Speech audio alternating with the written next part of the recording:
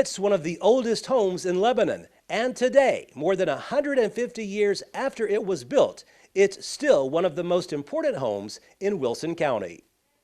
It was originally owned by a man named James Manise, who was a land speculator in Nashville, and he owned the property in the square and surrounding areas here.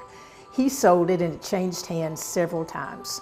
One of the more interesting exchanges was that at one time it was offered as a lottery, and the lottery winner was a man named Philip Lindsley. It was then inherited by his son, and then James Fite, recently returned from the Civil War with a brand new bride, buys this from Philip Lindsley's son and starts his house, and it's built in 1870. The Fites lived here with their 3 children until the mid-1920s.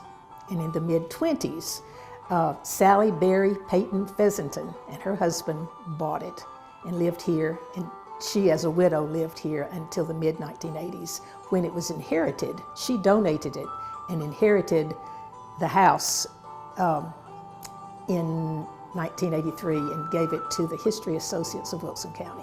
It was in really bad repair in 1983 when the History Associates inherited it. And Stratton Bone, who was our state Senate representative at the time, helped us secure a funding to restore the house. And that was a major restoration. So at that time, the wallpaper was falling off the walls. There was no bathroom. There was no electricity. It was in a real fix. So the History Associates have been connected with it since 1983. As everything, old houses are hard to keep up.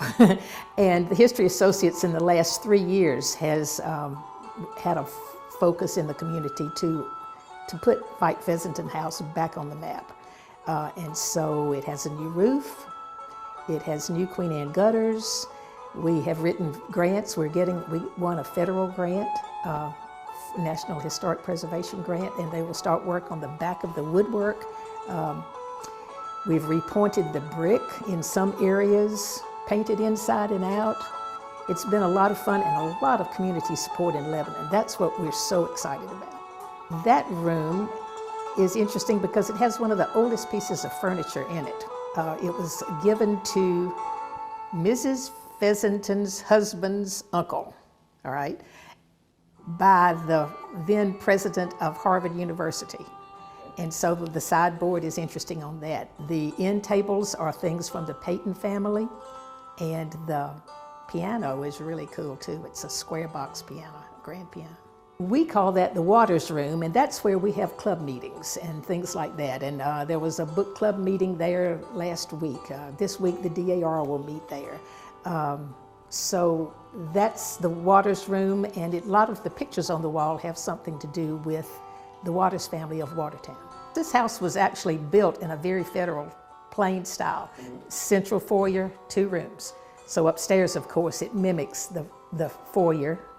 And then there's a bedroom on either side and a small room up in the front that we call the dress room, which has lots of dresses that have been donated from Lebanon people. One good thing to add is that everything in this house has been given by people from Lebanon and Wilson County. It's all been donated, and that's what this place is, so why we love it so much, because it's a part of our community. It's what you would call a house museum, a house museum and a history museum. However, we have an archives team that's been meeting and going through all the ephemera, all the books and papers and things. And when you go upstairs in our office, you can see that everything has been organized. We got a State of Tennessee Archives grant to buy the materials for that. It's opened by appointment for visitors and also for events. We opened it for the Lebanon Historic Tour of Homes this year, and it was a wonderful night. At Christmas, it was all decorated, and then there was music and food and people, and it was filled with a lot of good times. We're having a fundraiser, actually. Cedarstone Bank on the 21st of April is hosting a really, what is going to be a really, really nice party for our supporters. Most of our funding comes from grants and community organizations, community support, private individuals. Of course, we'll never turn down anybody's money. How nice is it to know that your group all those years ago decided to take the bull by the horn, so to speak, and have this home restored? I can almost get emotional talking about that, because everybody builds on, every good thing happens building on other people's shoulders. And the History Associates actually started as a bunch of people who just loved history in the 1960s. And it got its charter, its nonprofit status in the 1960s. We have a member of our board who was on the very early days of the History Associates. And that's the commitment. We have a member of our board who is who's the daughter of one of the early people who got this together.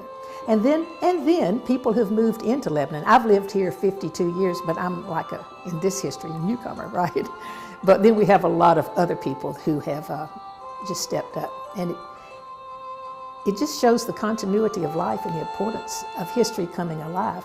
I will say something that's going to be wonderful, we think. On May the 11th, there's going to be an event called Lebanon History Day.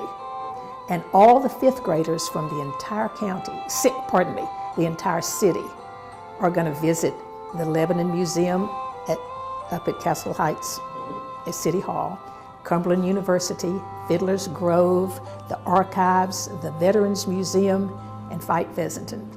And our job is going to be to show them what it was like to be a school child. Because this house was a school,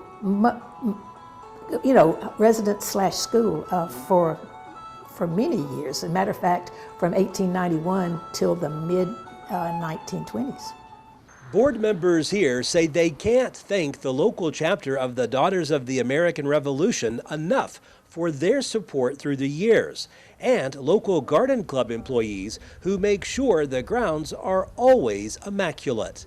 If you would like to schedule a time to see the Fite-Fessenden House, you can call 615-484-0770. The address is 236 West Main Street in Lebanon. Reporting from Wilson County, Barry Hiett, NCTV.